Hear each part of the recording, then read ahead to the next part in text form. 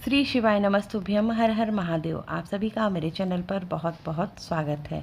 आज की वीडियो में मैं आपको कलश स्थापना की सरल विधि के बारे में बताऊंगी। तो वीडियो यदि आपको पसंद आए तो वीडियो को लाइक करके मेरे चैनल को सब्सक्राइब कर दें और बेल आइकॉन के बटन को प्रेस कर दें ताकि आने वाली वीडियो का नोटिफिकेशन आपको प्राप्त हो जाए।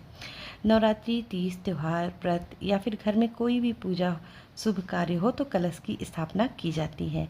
आज मैं आपको बहुत ही आसान और सरल तरीके से कलश स्थापना की विधि बताऊंगी। हिंदू धर्म में दो तरह से कलश की स्थापना की जाती है। पहला होता है दीप कलश और दूसरा होता है श्री कलश।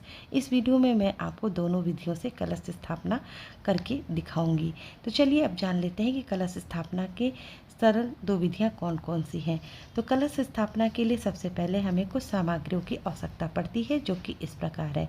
सबसे पहले हमें एक कलश ले लेना है। कलश यानी लोटा। लोटा आप चाहे तो पीतल का ले लें या फिर तांबे का भी ले सकते हैं, या फिर आप मिट्टी का भी ले सकते हैं। और लोटे के साथ हमें ढक्कन भी ले लेना है। तो जिस भी लोटे का आप प्रयोग करें उसका ढक्कन आप साथ में ले लें। कलश स्थापना में जब आप मिट्टी के कलश का उपयोग करें तो कलश स्थापना से पहले आप मिट्टी के कलश को 2 दिन तक पानी से भरी हुई बाल्टी में डुबोकर रख दें और 2 दिन के बाद कलश और ढक्कन को पानी की बाल्टी से बाहर निकालकर धूप में अच्छी तरह से सुखा दें। इसके बाद आप मिट्टी के कलश का प्रयोग करें।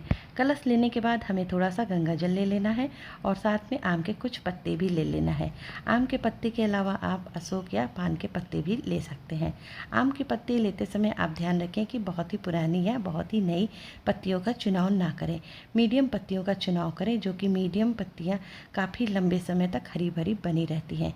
यहाँ पर मैंने कुल 9 पत्तियाँ लिया हैं और सभी पत्तियों पर मैंने चंदन और कुमकुम से तिलक कर दिया है। पत्तियां आप 5, 7, 9, 11 की संख्या में ले सकते हैं। इसके बाद कलश में डालने के लिए एक हल्दी की गांठ, एक सिक्का, एक सुपारी, एक लौंग, एक इलायची, एक लाल फूल और अक्षत के कुछ दाने ले लेना है। अक्षत के दाने आपको साबुत लेना है और लौंग भी आपको फूल सहित ले लेना है। यहाँ पर मैं आपको नवरात्रि कलश स्थापना करके दिखा रही हूँ। तो माता जी को बतासे का भी भोग समर्पित किया जाता है। तो कलश में भी एक बतासा डाला जाता है। तो यहाँ पर मैंने एक बतासा भी रख लिया है। साथ में कलावा भी रखना है, कुमकुम रखना है। कुमकुम के स्थान पर आप लाल चंदन या फिर रोली भी रख सकते हैं। इसके बाद एक छोटी सी इत्र की भी ले लेना है। इसके बाद हमें एक पानी वाला नारियल लेना है, जिसे जटा वाला नारियल भी कहते हैं। और नारियल पर लपेटने के लिए हमें एक चुनरी भी ले लेना है। चुनरी के स्थान पर आप लाल रंग का कपड़ा भी लपेट सकते हैं। साथ में हमें एक माला भी रखना है कलश पर चढ़ाने के लिए। इसके बाद हमें एक दीपक और माचिस भी ले लेना है। तो इन सब सामग्रियों से हम कलश की स्थापना करेंगे। तो चलिए मैं आपको नवरात्रि कलश की स्थापना करके बताती हूँ। इसके बाद हम एक कलश लेंगे। कलश पर कुमकुम से स्वास्तिक बनाकर कलश के कंठ पर मौली बांध देंगे। जब भी हम कलश की स्थापना करते हैं तो इसी तरह से कलश को पहले से सजा लेते हैं। कलश के मुख पर भी हम कुमकुम से सिक्का कर देंगे। अब हमारा कलश पूरी तरह से सज गया है। अब हम कलश में सबसे पहले गंगा जल डालेंगे। इसके बाद शुद्ध जल कलश के कंठ तक भर देंगे। शुद्ध जल का मतलब होता है कि जिस जल का प्रयोग आप पीने के लिए प्रयोग करते हैं। इसके बाद हम कलश में बारी बारी सभी सामग्रियों को डाल देंगे। इसके बाद कलश के अंदर हम इन सामग्रियों को एक एक करके डाल देंगे। तो सबसे पहले हम डालेंगे एक सुपारी, एक इलायची, एक लौंग, एक हल्दी की गांठ, 1 रुपये का सिक्का, एक बतासा, अक्षत के कुछ दाने, कुमकुम, इत्र की कुछ बूंदे और एक लाल फूल। इसके बाद कलश के मुख पर आम के पत्तों को रख देंगे। यहाँ पर मैंने 9 आम के पत्ते लिए हैं क्योंकि मैं नवरात्रि की कलश स्थापना कर रही हूँ। आम के पत्तों पर भी हम रोली चंदन से टीका कर देंगे। इसके बाद हम अच्छे से भरा हुआ पूर्ण पात्र कलश के ऊपर इस प्रकार से रख देंगे। पूर्ण पात्र रखने के बाद आम के पत्तों को अच्छी तरह से फैलाकर सजा देंगे। तो सबसे पहले हम पानी वाले नारियल पर कुमकुम से स्वास्तिक बना लेंगे। स्वास्तिक जब अच्छी तरह से सूख जाए तब एक चुनरी को कलावा की सहायता से लपेट देंगे। नवरात्रि में 9 बार कलावा लपेटते हैं। इससे धनलक्ष्मी का वास होता है घर में।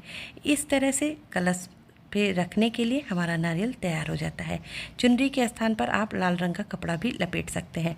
अब चलिए अब जान लेते हैं कि नारियल का सीधा भाग कौन सा होता है।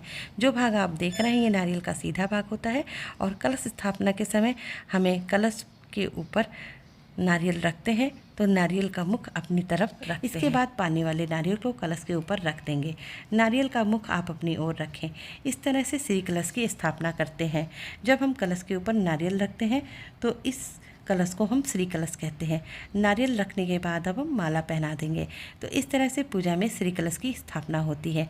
अब मैं आपको दीप कलश की स्थापना करके बताती हूँ। दोनों कलश स्थापना का प्रोसेस सेम ही रहता है। बस आपको नारियल के स्थान पर दीपक रख देना है तो वह दीप कलश बन जाता है। यदि आप दीप के स्थान पर नारियल को रख देते हैं तो वह श्री कलश बन जाता है। बस दोनों में इतना ही अंतर होता है। तो इस विधि के द्वारा हम पूजा में कलश की स्थापना करते हैं। तो उम्मीद करती हूँ वीडियो आपके लिए काफ़ी उपयोगी होगी। तो मिलते हैं अगली वीडियो में, तब तक के लिए श्री शिवाय नमस्तुभ्यम। हर हर महादेव, जय माता दी।